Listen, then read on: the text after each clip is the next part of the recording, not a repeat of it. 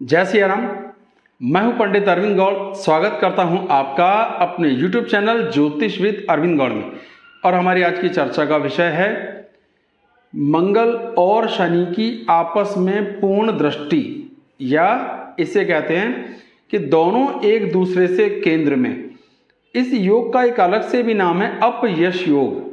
तो ये कैसा है, इसका नाम ऐसा क्यों है, इसमें क्या विशेष बातें होती हैं, ये तो चर्चा करेंगे। साथ में इसका एक छोटी सी घटना और है, वो ये है कि सूर्य भी 1 महीने तक लगातार मंगल के साथ बैठे रहेंगे। तो यही हमारी आज की चर्चा का विषय है कि जब मंगल शनि को और शनि मंगल को एक दूसरे को पूर्ण दृष्टि से देखेंगे तो इसका किस किस लगन पे क्या प्रभाव पड़ेगा। लेकिन पहले थोड़ी अलग सी बातचीत करते हैं, थोड़ा सा इस विषय को ज्योतिष के साथ एक नए तरह से समझने की कोशिश करते हैं। सिंपल शब्दों का इस्तेमाल करूंगा जिससे कि बात समझना आसान हो। जैसे हर राशि और हर ग्रह का एक तत्व होता है, यानी वो किस तरह एक्ट करेगा। जल तत्व का है, पृथ्वी तत्व का है, वायु तत्व का है, अग्नि तत्व का, ये 4 इस तरह से तत्व होते हैं। तो मोटे तौर पर उसका वो स्वभाव गिना जाता है। अब राशि कौन सी है? तुला।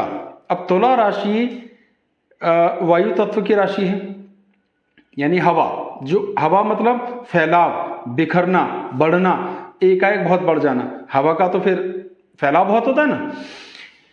अब एक ऐसी राशि जिसकी अंदर वायु तत्व प्रधान राशि है, उसमें एक ग्रह बैठा, उसका नाम है सूर्य, जो पहले से ही बैठा है वहां पे, ठीक है। और सूर्य क्या है? अग्नि, उसका तत्व अग्नि है।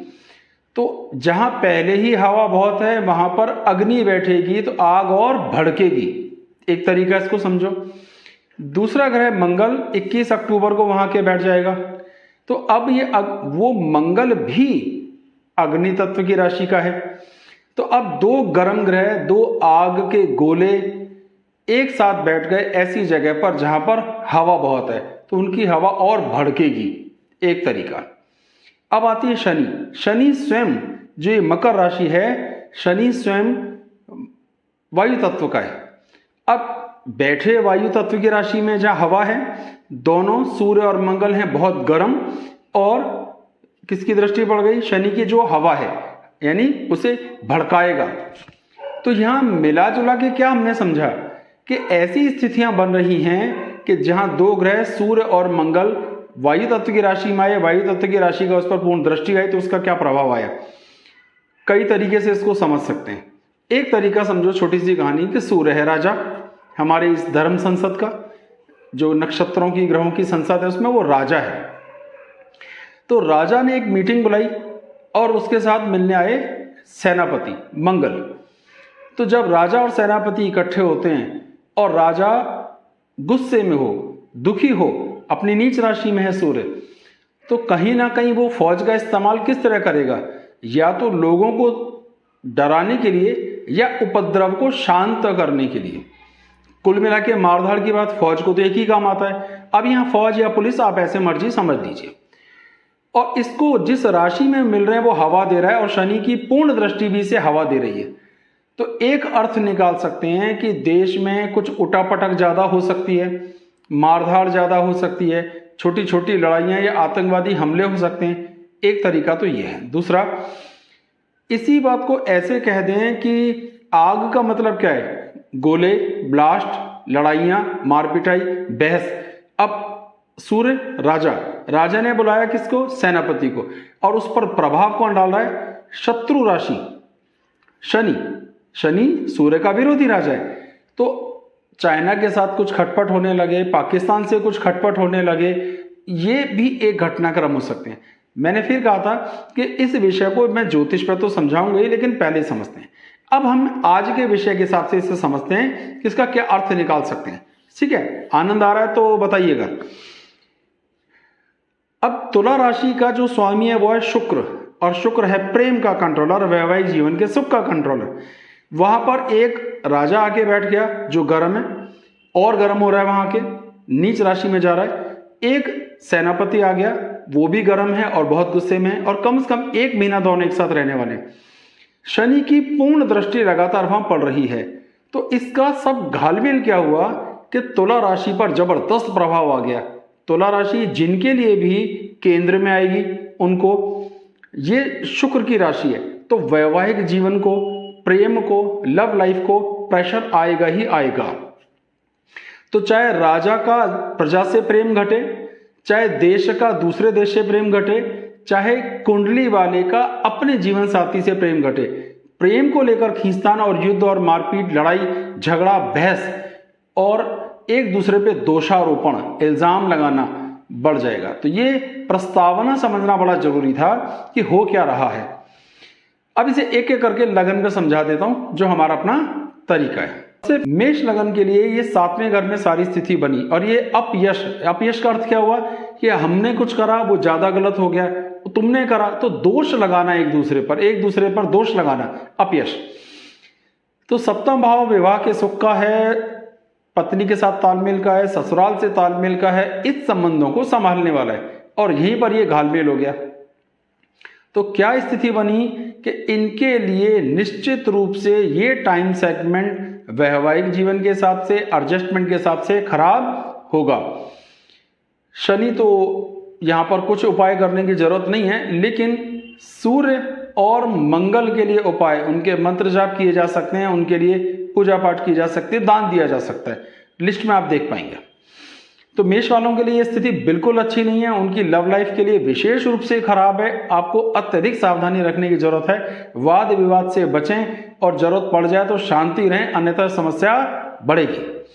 वृषभ लगन की बात करते हैं। अब वृषभ लगन का जो स्वामी है वो है शुक्र और शुक्र की राशि में बैठा है, तो जब भी एक राशि पे फर्क पड़ता है तो उसका इफेक्ट दूसरी राशि पे भी जरूर आता है।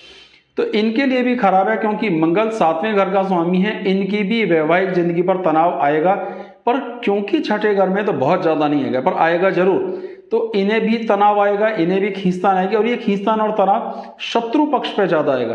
तो कहीं ना कहीं इनके शत्रु तेजी से उभरेंगे, पर ये किसी ना किसी रूप में उन्हें संभालने में, समझाने में, डराने में या मेंटेन करने में, यानी वाद हुआ, विवाद हुआ, बहस हुई, लड़ाइयां हुई, लेकिन लास्ट में आप जीत गए, आप उन्हें समझाने में कामयाब हो गए। तो वृषभ के लिए स्थिति थोड़ी अच्छी, थोड़ी खराब और बहुत अच्छी नहीं है। अब मिथुन की बात करते हैं। डायरेक्टली मिथुन के लिए सारा कुछ 5वें घर में बिलोंग करता है। 5वें घर का सीधे सीधे वैवाहिक जीवन से लिंक नहीं है, तो इसका इंपैक्ट जो कुछ आएगा संतान पर आएगा, संतान के भाव पर आएगा, संतान की सोच समझ पर आएगा, हमारी जमा पूंजी पर आएगा, जमा पूंजी के घटने पर आएगा, फिजूल की यात्राएं करने पर भी आ सकता है। तो इसका अर्थ है कि बच्चों से, पुत्र वधू से भी कुछ हद तक वाद विवाद या बहू से भी वाद विवाद की स्थितियां बन सकती हैं। तो थोड़ी सावधानी यहाँ अपेक्षित रहेगी, ध्यान रखिएगा। अब बात करते हैं कर्क लगन की। चौथे घर में बैठता है। अब चौथा भाव की किसी भी हाउस की सामर्थ्य चेक करने के लिए उससे 10वां घर देखना चाहिए। तो सप्तम भाव से 10वां भाव देखेंगे तो क्या आ जाएगा, चौथा। चौथे घर में जब ये गड़बड़ झाला होगा तो इसका इंपैक्ट आपकी इमेज पर पड़ेगा, पब्लिक इमेज। आपकी पब्लिक आपके लिए क्या सोचती है, आपको लड़ने वाला, झगड़ालू समझा जा सकता है। और क्योंकि ये डायरेक्टली 10वां भाव हो गया पत्नी के घर से, तो इसका इंपैक्ट आपके वैवाहिक जीवन पर भी आएगा ही आएगा। तो कर्क वालों के लिए अपनी शादीशुदा जिंदगी, अपने प्रेम को या अफेयर्स को संभालना है। यहाँ वाद विवाद और बहस की स्थितियां बन सकती हैं, दिक्कतें आ सकती हैं। इसी को मानहानि, अपयश योग कहा गया है। आपको फिर बाद में अपमान होगा, इसीलिए सावधानी जरूर बरतें। सिंह लगन की बात करते हैं। तीसरे घर में जमघट बुरा प्रभाव नहीं देगा। कुल मिलाकर इसका डायरेक्ट कोई लेना देना नहीं आएगा। शत्रुओं के लिए भी फायदा है, कर्म के लिए भी फायदा है, एफर्ट्स के लिए भी फायदा है। तो इस मंगल और शनि की अदला बदली का ये दृष्टि एक दूसरे पर डाल रहे हैं और सूर्य का जो इंपैक्ट आ रहा है, इसका बहुत अधिक प्रभाव यहाँ पे नहीं आएगा। कुल मिलाकर छोटे भाइयों से थोड़ी बहुत लड़ाई झगड़ा हो जाएगा, लेकिन इसका कोई ज्यादा नुकसान आपको नहीं होगा। तो सिंह के लिए स्थितियां अच्छी हैं। अब बात करते हैं कन्या लगन के लिए। अब देखिए कन्या लगन की स्थिति क्या है। ये दूसरे घर में बनेगा। अब दूसरा घर का जो अपना तरीका है वो पत्नी की मृत्यु का, यानी 7वें घर से 8वां घर भी है। एक तरीका तो ये भी है देखने का। कहीं ना कहीं पत्नी के स्वास्थ्य को लेकर अब आपकी भाषा का भी है, कुटुंब का भी है। तो आपकी बोली भाषा बुरी तरह प्रभावित होगी, बहस होंगी, कुटुंब के साथ आप बहस कर सकते हो। पत्नी के स्वास्थ्य को लेकर भी कुछ दिक्कतें देखने में आ सकती हैं। तो इस सब का जो असर आपको आने वाला है वो आपकी गले से, भाषा से, गुस्से से, फ्रस्ट्रेशन से, आपके इसके दृष्टियों के हिसाब से देखते हैं तो आपकी जमा पूंजी के एक्स्ट्रा खर्च होने से। तो इन सब को संभालना है। और बहस क्या होगी कि आपने प्रॉपर इलाज नहीं करवाया, आप इलाज करवाना नहीं चाहते, ये आप सुनते नहीं हैं, आप सुनना ही नहीं चाहते। इस तरह की बहस यहाँ देखने में आ सकती है। तो कन्या लगन को इस एंगल से ध्यान रखना है कि बहुत बहस करने से बचना है, अन्यथा नुकसान देखने में आएगा। तुला लगन की बात करते हैं। अब देखिए, लगन में जो भी ग्रह बैठेगा उसका पूरा पूरा प्रभाव 7वें भाव पे आता है, या सप्तम भाव से सप्तम भाव लगन हो जाता है भावात भावों के हिसाब से। निश्चित रूप से वैवाहिक जिंदगी, प्रेम, आपका प्यार वाली जिंदगी, इसको यहाँ पे बुरे परिणाम देखने पड़ सकते हैं। आपको अत्यधिक सावधानी की जरूरत पड़ेगी। ये अपयश आपकी इमेज को भी दिक्कत देगा, आपकी बहस, आपकी चिड़, आप अकेला पड़ना महसूस कर सकते हैं, आप अपमानित महसूस कर सकते हैं। तो ध्यान जरूर रखिएगा, आपके लिए भी अच्छी स्थितियां नहीं है। वृश्चिक लगन के लिए 12वें घर में सब कुछ होगा। ये दोनों ग्रह 12वें में बैठे हैं और शनि की दृष्टि वहां जा रही है। तो तीसरे घर पे जहां शनि पर मंगल की दृष्टि आ रही है वहां तो कोई नुकसान नहीं होगा, बल्कि लाभ ही होगा। पर 12वां घर हमारा शैया सुख का, खर्च होने का, भागदौड़ का भी है, धर्म का भी है, शांति का भी है, अध्यात्म का भी है। तो उन सब चीजों को लेकर के दिक्कतें बढ़ेंगी, खींचतान बढ़ेगी, चिड़ बढ़ेगी। हम यहाँ जाना चाहते हैं, हम यहाँ नहीं जाएंगे, आप अपनी चलाते हो, हमारी नहीं सुनते। तो ये अपयश इस हिसाब से आएगा कि आपके खर्चे ज़्यादा होंगे, इलाज पर कुछ कानूनी दिक्कतें, इस लड़ाई झगड़े बहस से आपको कुछ कानूनी दिक्कतें भी आ सकती हैं, क्योंकि आपका लग्नेश यहाँ पे अस्त हो रहा है।